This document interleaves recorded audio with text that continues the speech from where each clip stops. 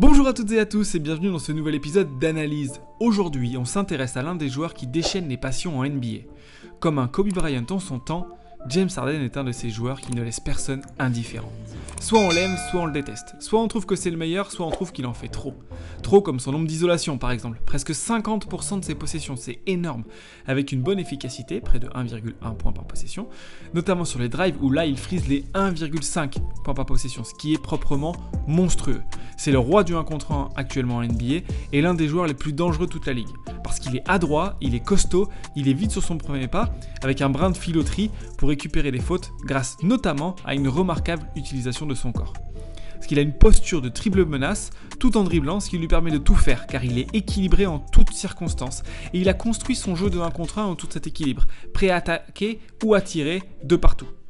On va analyser tout ça aujourd'hui et on va voir que ses idées sont simples. Il lit simplement comment est positionné son défenseur, près ou loin, de quel côté il l'oriente, et il en profite pour se jeter dans les trous et profiter des avantages donnés par la défense. Alors on va commencer par l'arme numéro 1 de James Harden, qui est le tir, qu'il utilise une attaque sur 2 en isolation. Il a 4 grandes options, 4 grandes lectures qu'il fait. La première, elle est toute simple, c'est est-ce que le défenseur est loin ou pas. S'il est loin, alors il déclenche. Le défenseur est loin parce qu'il a peur de son drive, il est tellement dangereux qu'on lui donne la distance, surtout si on est un grand sur un petit. Et du coup, il a cette position, lui, où il a le pied gauche devant le pied droit.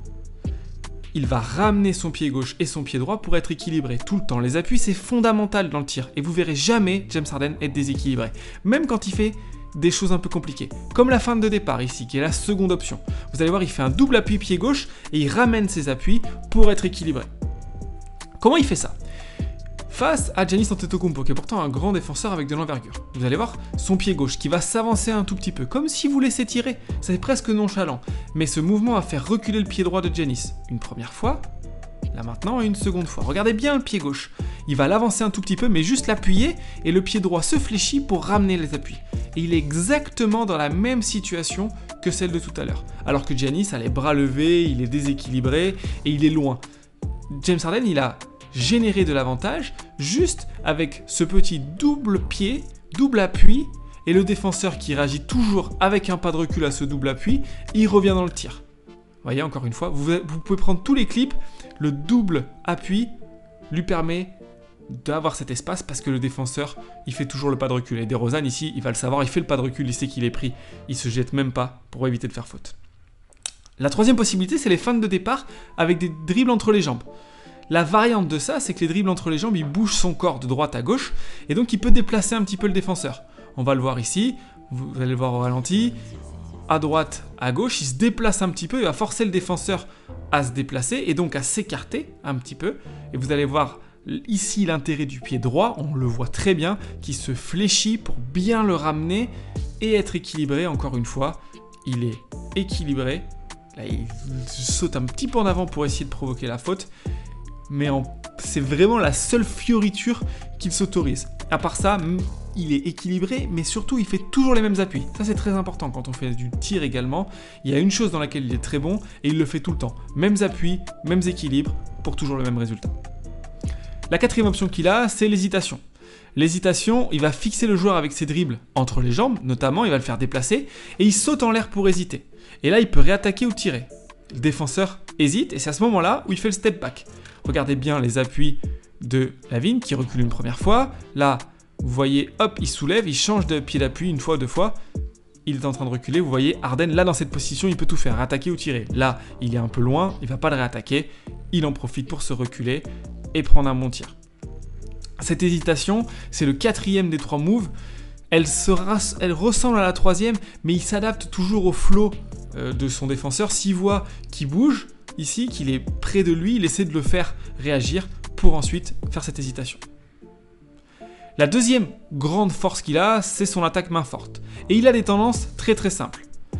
Il a 3 grandes options.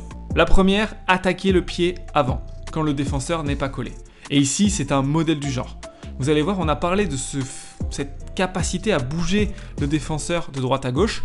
Regardez bien le pied droit, ici, qui va se déplacer du défenseur sur le mouvement de Harden. Vous voyez, il essaie de se déplacer vers lui. Le pied droit est presque à l'intérieur du pied gauche de Harden. Donc là, il peut réattaquer fort. Le temps que les hanches se tournent, c'est trop tard. Vous voyez, là, il a juste tourné les hanches, alors que Harden, il a eu le temps de placer un dribble. Il a de la vitesse initiale en plus, c'est impossible de le rattraper.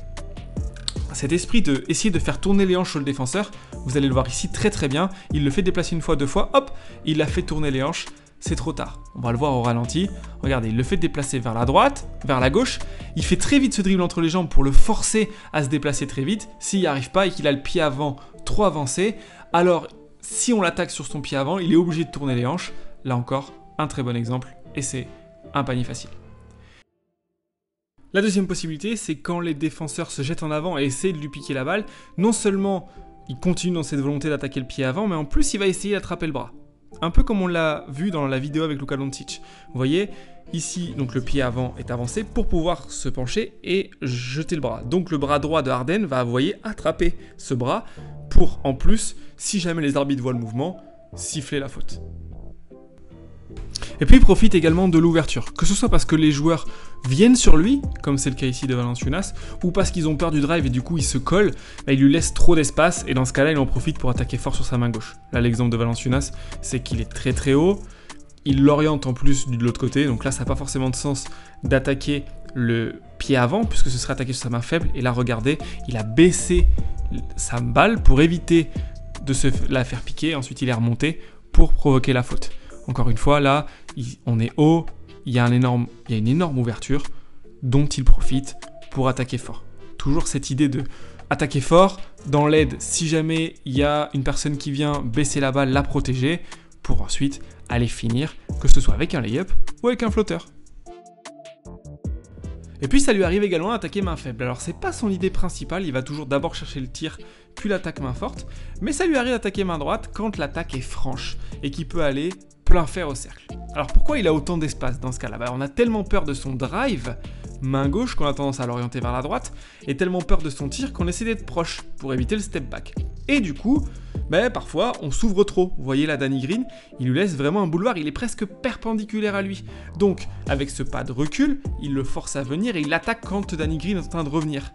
Ce qui fait que du coup c'est difficile de revenir en arrière, faire ce mouvement nord-sud, et du coup il a cet espace pour aller driver. Toujours ce dribble entre les jambes, on en a parlé tout à l'heure pour le tir, pour essayer de faire bouger le défenseur, voir comment il réagit, voir s'il est mobile, voir s'il est bas. Ici Davis bouge pas trop, en plus de lui ouvrir l'espace, donc il attaque plein fer.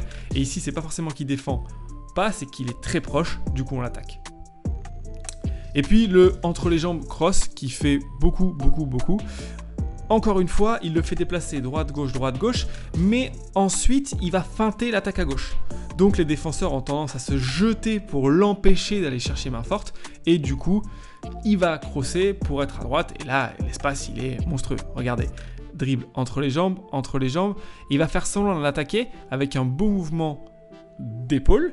Là, du coup, Scottie Barnes va essayer de slider, mais là, c'est trop tard. Une fois qu'il a fait le cross, il a un immense boulevard qu'il peut utiliser à souhait, soit pour faire des passes si les ailes sont trop fortes, soit pour aller au contact, mettre des lay-ups ou provoquer des fautes. On va le revoir encore une fois, entre les jambes, feinter l'attaque à gauche. Dès que le défenseur se déplace un tout petit peu, il y a un boulevard. Donc si on résume, James Harden, c'est de l'équilibre toujours dans son tir, de la simplicité, des choses faciles dans lesquelles il est confortable. Le tir, on a vu très peu d'options. L'attaque main forte, il n'y a pas beaucoup, il fait beaucoup de dribbles, mais c'est pas forcément dire qu'il invente des choses. Il fait très simple, soit il attaque plein fer, à gauche ou à droite, soit il attaque le pied avant, soit on lui laisse tellement d'espace qu'il y va. Voilà, c'est la fin de cette vidéo, on espère qu'elle vous a plu. Si c'est le cas, likez-la, abonnez-vous, cliquez sur la cloche pour être toujours au courant des prochaines vidéos. A bientôt, ciao ciao.